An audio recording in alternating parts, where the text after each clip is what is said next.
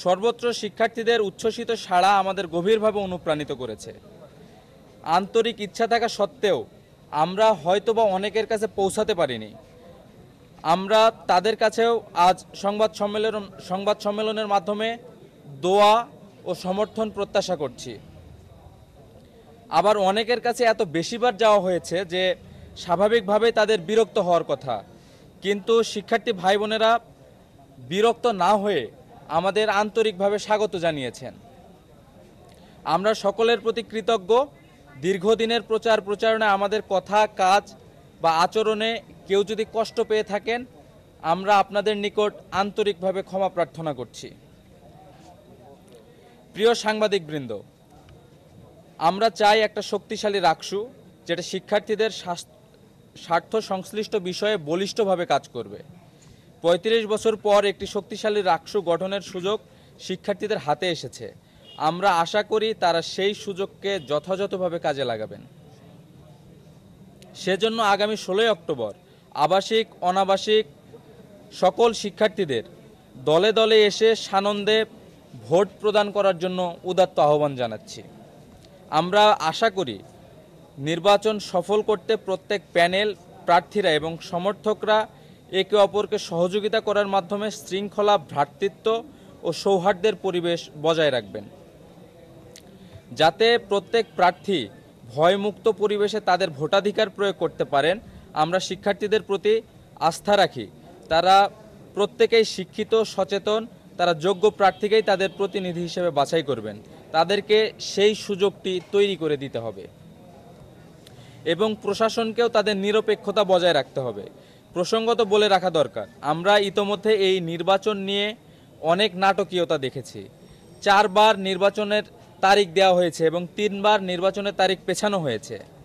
নির্বাচন বানচাল করার জন্য অনেক ষড়যন্ত্র হয়েছে। প্রশাসন কিছু কিছু ক্ষেত্রে তাদের নিরপেক্ষতা বজায় রাখতে পারেননি। তবে শিক্ষার্থীরা তাদের ভোটাধিকার ও অধিকার আদায়ে সচেতন ও সোচ্চার থাকায় আমরা রাকসু নির্বাচন অনুষ্ঠানের দিকে যেতে পারছি। আমরা আশা করব নির্বাচনের সঙ্গে সংশ্লিষ্ট সকল কর্মকর্তা, কর্মচারী, প্রশাসন ও দায়িত্বপ্রাপ্ত ব্যক্তিবর্গ কোনো দল বা ব্যক্তিকে প্রাধান্য না দিয়ে সম্পূর্ণ নিরপেক্ষতা এবং পেশাদারিত্ব বজায় রাখবেন, যাতে শিক্ষার্থীরা সত্যিকার অর্থে একটি অবাধ, সুষ্ঠু ও গ্রহণযোগ্য নির্বাচনের অভিজ্ঞতা লাভ করতে পারেন। প্রিয় উপস্থিতি, আমরা নির্বাচনের প্রাক্কালে সম্মিলিত শিক্ষার্থী জোটের পক্ষ থেকে সকল শিক্ষার্থী, শিক্ষক ও শুভানুধ্যায়ীদের দোয়া ও সমর্থন কামনা করছি। বিগত ডাকসু ও জাকসু নির্বাচনে শিক্ষার্থীরা যেভাবে স্বতঃস্ফূর্তভাবে ভোট প্রদান করে তাদের যোগ্য প্রার্থীকে বেছে নিয়েছিলেন, আমরা আশা করি রাকসু নির্বাচনে শিক্ষার্থীরা একইভাবে সৎ, দক্ষ ও যোগ্য দেশপ্রেমী প্রার্থীদের মূল্যায়ন করবেন। শিক্ষার্থীরা আমাদের উপর আস্থা রাখলে আমরা 12 মাসে 24 দফা ইশতেহার বাস্তবায়নের অঙ্গীকার করছি। আমরা বিশ্বাস করি সবার সহযোগিতায় রাজশাহী বিশ্ববিদ্যালয় ক্যাম্পাসকে স্বপ্নের ক্যাম্পাসে রূপান্তর করা সম্ভব হবে ইনশাআল্লাহ। পরিশেষে নির্বাচনের প্রতিটি ধাপে সংবাদকর্মীরা যে নিষ্ঠা, পেশাদারিত্ব ও দায়িত্ববোধের পরিচয় দিয়েছেন, আমরা আপনাদের প্রতি কৃতজ্ঞতা জানাচ্ছি। আপনারা যেমন নির্বাচন পূর্ব প্রচারণা কভার করেছেন, তেমনি নির্বাচনের দিন ও ফলাফল ঘোষণার সময়ও দায়িত্বশীল সাংবাদিকতার ধারাবাহিকতা বজায় রাখবেন। সুষ্ঠু অবাধ নির্বাচনের কোনো বাধা এখন পর্যন্ত আমরা দেখছি না বড় পরিসরে। তবে প্রশাসনকে সবসময় সতর্ক থাকতে হবে। আমরা প্রথম থেকেই বলেছি যে এর আগে যেহেতু কয়েকটা ছাত্র সংসদ নির্বাচন হয়েছে, সেই নির্বাচনগুলোর শর্ট অ্যানালাইসিস করে সেটার উইকনেসগুলো এখানে লিখিতভাবে তারা অ্যানালাইসিস করে সে অনুযায়ী যেন পূর্ব থেকেই পদক্ষেপ নেয় এবং তাদের নির্বাচন সুষ্ঠু, অবাধ, নিরপেক্ষ হয়েছে কিনা সেটা আমরা বুঝতে পারবো ফলাফলের পরে। এখনই আমরা জাজমেন্ট দিচ্ছি না, আমরা জাস্ট এখন আহ্বান জানাই নির্বাচন কমিশনকে যে সুষ্ঠু, অবাধ, নিরপেক্ষ নির্বাচন করতে তারা যেন সর্বোচ্চ ভূমিকা পালন করে। আমরা মনে করি যে শিক্ষার্থীদের আসলে ম্যান্ডেট এবং শিক্ষার্থীরা কাদের প্রতিনিধিত্বকারী হিসাবে ঠিক করবে, এটা আসলে শিক্ষার্থীরা ভোটের মাধ্যমেই প্রমাণ করবে আগামী 16 তারিখে। তো সেই জায়গা থেকে আমাদের আর মাত্র 2 দিন যদি আমরা অপেক্ষা করি, আমরা আসলে জানতে পারবো শিক্ষার্থীরা আসলে কাদেরকে সমর্থন জানাচ্ছে। এই জায়গা থেকে সোচ্চার বা অন্যান্য আরো যারা অঙ্গ সংগঠন বা বিভিন্ন জায়গা থেকে বিভিন্ন ধরনের জরিপ হতে পারে, এই জরিপগুলো ওনাদের পার্সপেক্টিভ থেকে ওনারা করেছে, তো সোচ্চারও হয়তো বা ওনাদের জায়গা থেকেই সেই জরিপটি করেছে। তো আমরা মনে করি যে শিক্ষার্থীরা যাদেরকেই যোগ্য মনে করবে তাদেরকে আগামী 16 তারিখে ভোট দিয়ে দীর্ঘ 35 বছর পরে যে রাষ্ট্র নির্বাচন হচ্ছে সেই জায়গাতে তাদের প্রতিনিধিত্ব তৈরি করবে, এবং যারা এই জায়গাতে তাদের প্রতিনিধিত্ব করবে তারাই আগামী একটি বছর শিক্ষার্থীদের যে প্রত্যেকটি বিষয় সেই জায়গাগুলোতে কাজ করার সুযোগ পাবে এবং কাজ করবে বলে আমরা আশাবাদ রাখছি।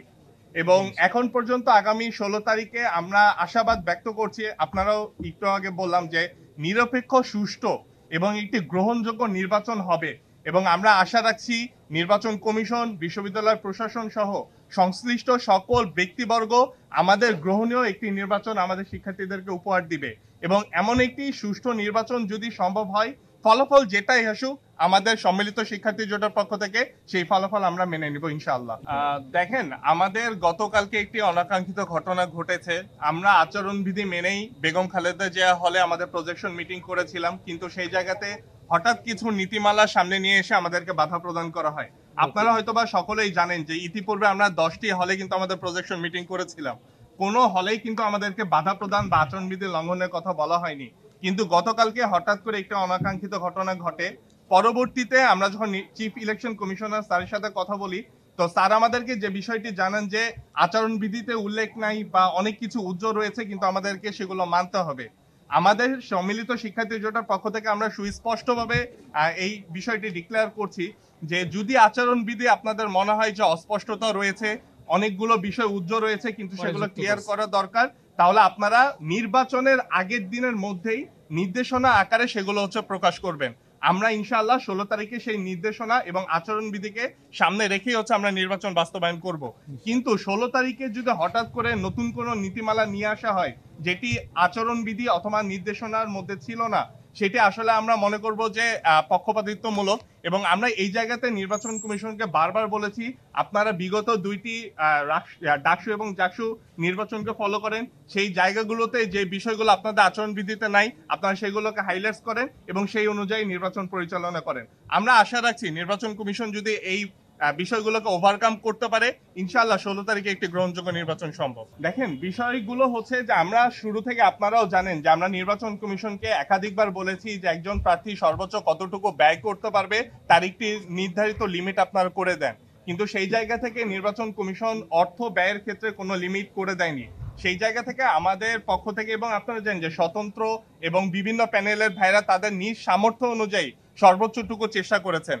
একই সাথে আমরা আমাদের প্যানেলের সকল প্রার্থীরা মিলে এবং প্রার্থীদের যারা সাপোর্টিভ রয়েছে সকলে মিলে চেষ্টা করেছি শিক্ষার্থীদের জন্য কিছু করার।